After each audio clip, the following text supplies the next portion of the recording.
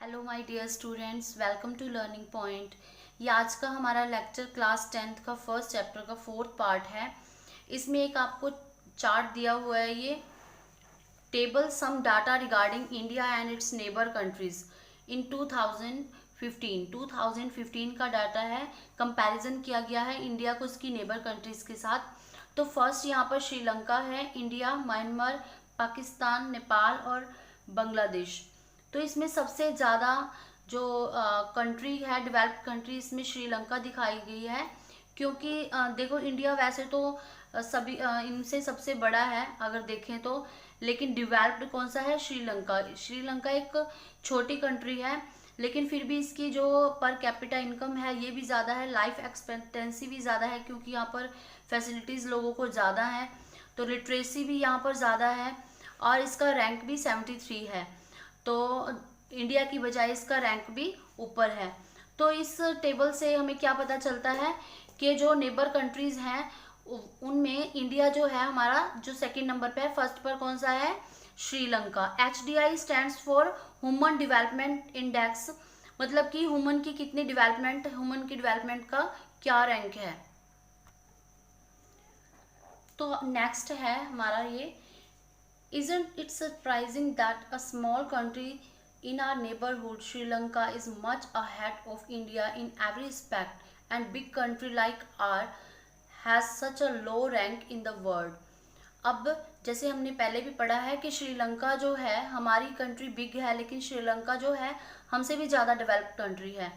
जो 1.6 टेबल हमने पढ़ा है उसमें क्या शो हो रहा है? Nepal and Bangladesh have low per capita income than the India. और इंडिया से कम इनकम किन किन की है? नेपाल और बांग्लादेश की, या फिर पैरेलल बराबर है उनके। तो many improvement has been suggested in calculating HDI। तो बहुत सारे सजेशन हो सकते हैं कि इनकी इनकम को और कैसे बढ़ाया जा सके। तो यहाँ पर नेक्स्ट इन्होंने दिया हुआ human development report, but by prefixing human to development it has made it very clear that what is important in the development is what is happening to citizens of the country। तो इन्होंने development के आगे human development लगाकर ये prove कर दिया है कि डेवलपमेंट का जो सारा इशू है वो ह्यूमन बीइंग की डेवलपमेंट का है और कंट्री में रह रहे ह्यूमन बीइंग को ही डेवलप करना है ताकि कंट्री भी उनके साथ डेवलप हो सके। It's people, their health, their well being that is most important. इन सब में क्या इंक्लूड है? पीपल्स जो कंट्री में रह रहे हैं उनकी हेल्थ हो सकती है, उसमें उनके जो इश्यूज हो सकते हैं, उनकी वेलबींग्स की, उनकी इम्प्रूवमेंट के लिए क्या कुछ करना है। तो इसके बाद है sustainability of the development. Suppose for the present day a particular country is quite developed. एक बार सोचिए, यदि अब आज के समय में हमारा जो देश है वो डेवलप है, ठीक है, अगर फ्यूचर में इन्हीं रिसोर्सेज का जो हमें मिले हुए हैं हमारी वेलफेयर के लिए, उनका अगर हम अननेसेसरी प्रयोग करते रहेंगे, उनको यूज़ करते रहेंगे, तो क्या होगा इन फ्यूचर? क्या हम अपने बच्चों को, आने वाली जनरेशन को ये सारे रिसोर्सेज प्रोवाइड हो जाएंगे?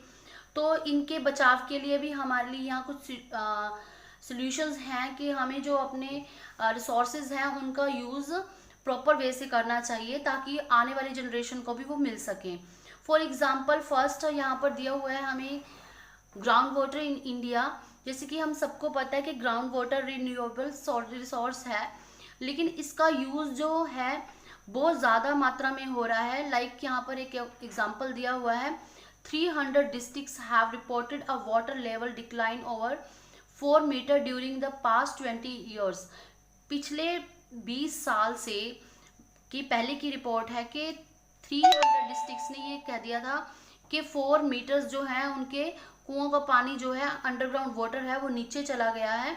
अगर इसी रफ्तार से ये पानी यूज होता रहा तो अगले आने वाले 25 सालों में 60% of the country would be doing the same if the present way of using this resource continues. तो 60% क्या हो जाएगा? कंट्री जो है उनको पानी नहीं मिल पाएगा। Ground water over use is particularly found in the agriculturally prosper regions. जो हमारे एग्रीकल्चर के लिए फेमस रीजन है, लाइक पंजाब, वेस्ट यूपी, जो हार्ड रॉक प्लेट्यूज हैं, तो इनका क्या हो जाएगा, इनका अर्बनाइजेशन हो जाएगा, यहाँ पर जो फार्मिंग है वो कम हो जाएगी क्योंकि इनको फार्मिंग के लिए वाटर मिलना कम हो जाएगा। Next example is exhaustion of natural resources. जो नेचुरल रिसोर्सेज हैं लाइक कोल, पेट्रोलियम, क्रूड ऑयल रिजर्व्स, यहाँ पर एग्जाम्पल दिया हुआ है।